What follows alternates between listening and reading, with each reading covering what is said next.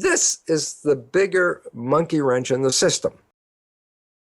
And that is, we had started off with the fundamental belief that the conscious and subconscious were just the unity of a single mind. So if the conscious mind became aware of something, then the subconscious mind should, of course, follow along with it as well, because they're both together. It's two separate minds, but they learn in different ways. Here's the critical part. Conscious mind, being creative, can learn in a creative fashion. Conscious mind can read a self-help book, and after one reading go, oh yeah, I've been educated. I know how I should do it this way, and my life could be really good if I understood this. And then you say, well, I just read the book and I understand how it all works, and yet my life is still exactly the same. You can go to the lecture, you can read the book, you can watch the video, you can even just go, aha. And the conscious mind, being creative, can learn just from simply that. Read the book, it learned. I go, what about subconscious? I go, here's your problem. It's a habit mind. I said, well, how do you create a habit? I go, reading the book once is not a habit. So what's the point? The self-help book you read was picked up information-wise, educated, and enhanced your conscious awareness, and yet didn't touch any of your subconscious programs. You have the same behavior you had before you read the book, after you read the book. Why? Conscious mind learns by reading the book. Subconscious habit, you don't learn from that one reading of the book. So the conscious mind, subconscious mind learn in different ways. How can I teach the subconscious mind? Number one, so many of us talk to ourselves. You know, I love donuts. Margaret, my partner, calls them circles of death. But, I love those guys. And of course, my health wasn't that great at this time. And so my programming is don't eat donuts. Don't eat donuts. And I keep talking to myself, don't eat the donut. Don't eat the donut. And then sure enough, 5 minutes later, there's a donut in my hand.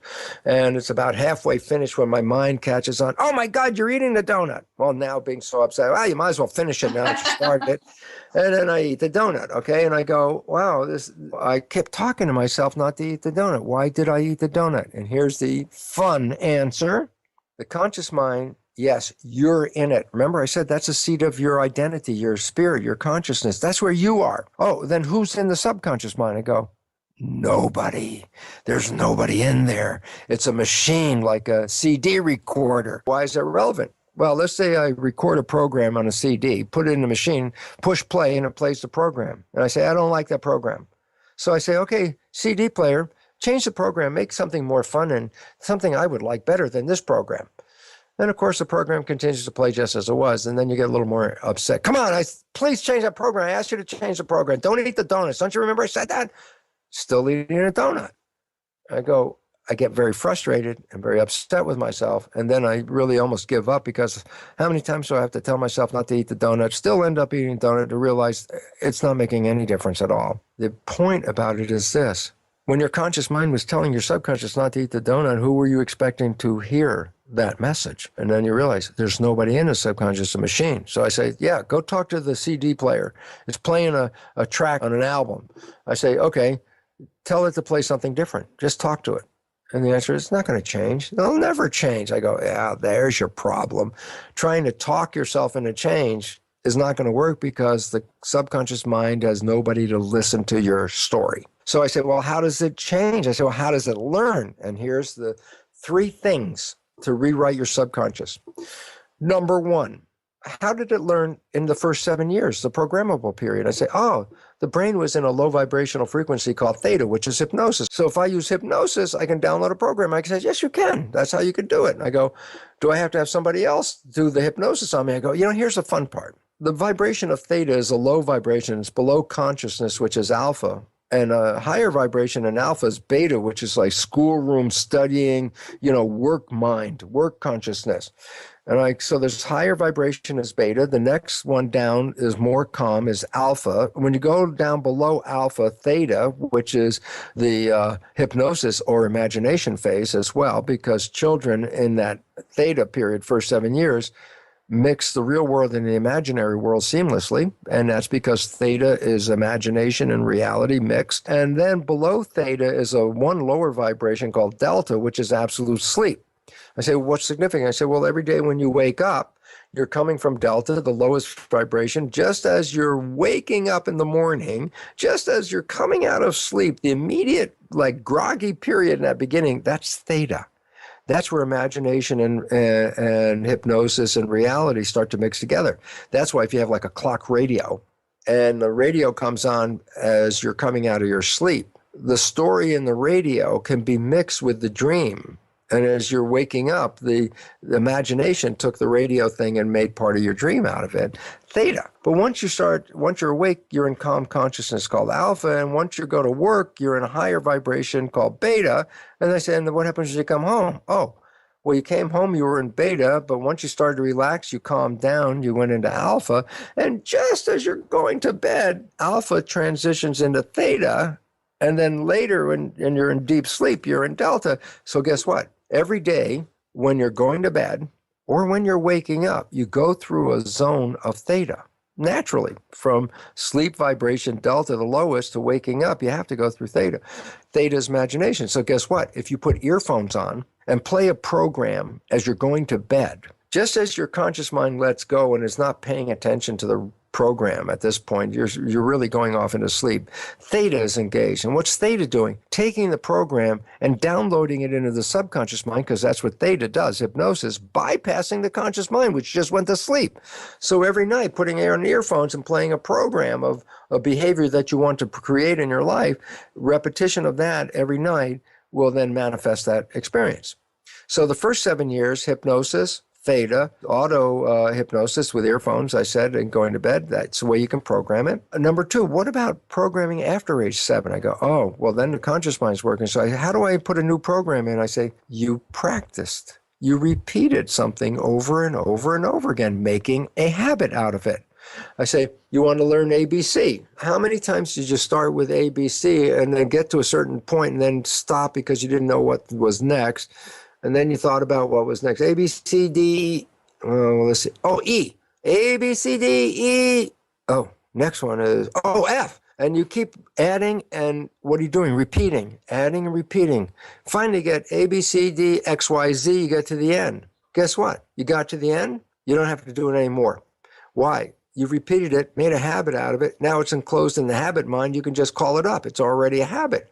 So repetition. So I say, you find that your behaviors are not supporting you, then guess what? Generate a behavior that represents supporting you and repeat it just like a player on a sporting team. Go out and do the practice. Just repeat it and repeat it and repeat it. Even if it's not real at the time, it will become real as it becomes downloaded as a program. Your subconscious will take that program and then use it to manifest life from it. So you start out, you might be sick with cancer, and your program is, I am healthy, I control my health. A couple of those programs like that, very positive thingy like that. And I say, well, what happens? Well, it's very hard for your conscious mind to say, I am healthy, knowing you're having a cancer right now. And I say, no, that's not the issue. You're repeating it over and over again for what? The subconscious. The repetition, habituation occurs. The subconscious now gets a program. What's the program? I am healthy.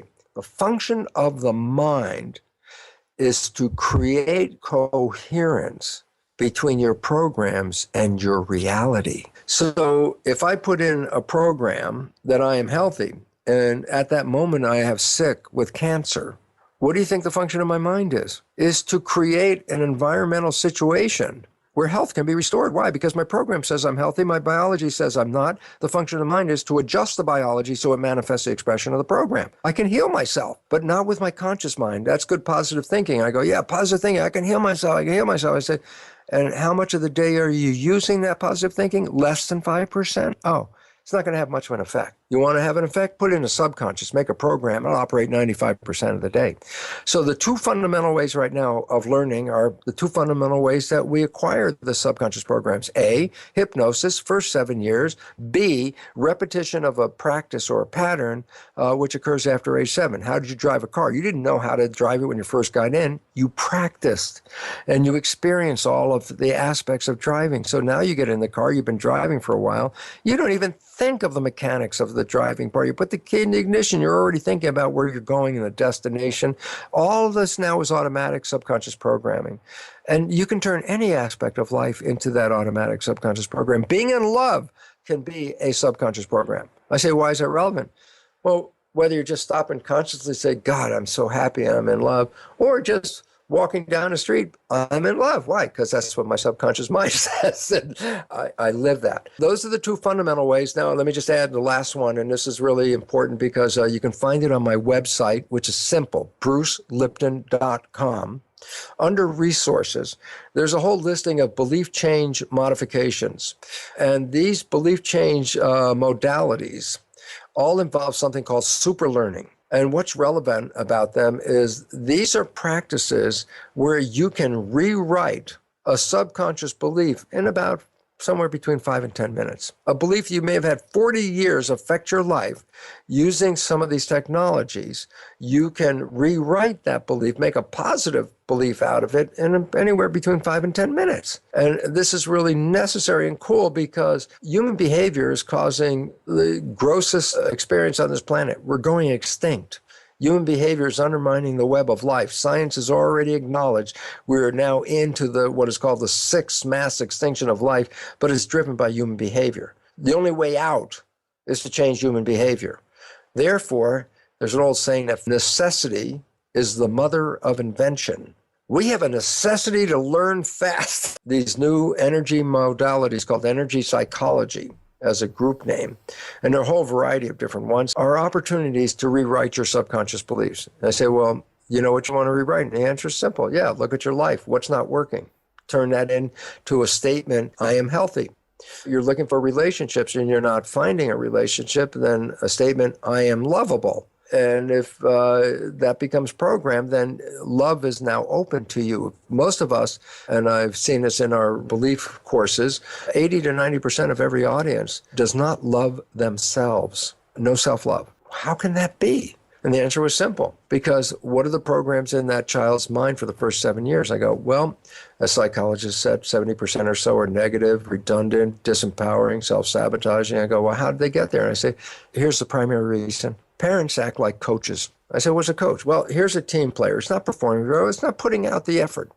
And so the coach goes, come on, you don't deserve to be on this team. Who do you think you are? You're not that good. Why is the coach saying that? Just to piss off the player? No. The player is now thinking, oh my God, I got to perform better. I'm going to work harder. I'm going to do better because I want to show the coach that I am deserving of this. So the consciousness of the player is understanding what the coach meant because the coach said you're not good enough. And the consciousness is an interpretation. I'm not good enough because I'm not performing well, therefore I will perform well. I go, yeah, but that's when the student or whoever it is conscious. I say, what about a child before 7? I say, oh, they're not conscious. They're recording. I say, oh, if a parent's acting like a coach, what did the child just record? Not good enough, not deserving. Who do you think you are? You're not that good at this. You're not lovable. These are things that parents say. Why did they say them? Because they wanted to be the coach and say, come on, you could do better, needle them to do better. It only works if the child is conscious enough to understand the meaning. If the child is under 7, they're just recording the words. I say, what are the words recorded in this child's mind? Not good enough, not deserving, not lovable, not worthy. These are the programs of the subconscious mind. I go, yeah. And I say, what happens if that mind plays 95% of the time? Oh, what's the function of the mind? Take the program and create behavior that will, make coherence between the resulting life and the program. The program is not good enough, not worthy, not deserving. Then guess what? The behavior is going to come from the mind. Any behavior that will show outside people that A, I'm not good enough, not worthy, or deserving, because my behavior will be coherent with the program. And this is why between 80 to 90% of the people in our workshops will not test positive to I love myself because the fundamental programs are critical, self-critical. And I go, why is that relevant? Program, I am not lovable. Issue, a partner shows up who says they love you. They say they love you.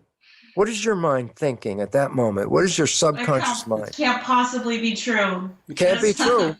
I know I'm not lovable, so how the hell can they say that? What will you do? You will push away love because you can't accept it for yourself. So when somebody else says it, it can't be true. And therefore, you will always be seeking love and never find it. Conscious mind wishes and desires. Yes, I want that love. Yeah, 5% of the day. 95% of the time, you're not worthy. You don't deserve this. Who do you think you are? And all of a sudden it's like, oh my God, of course, if that's running 95% of the day, I'll never be successful. And why am I worried about it? And the answer is because that 95% of the day is not visible to me.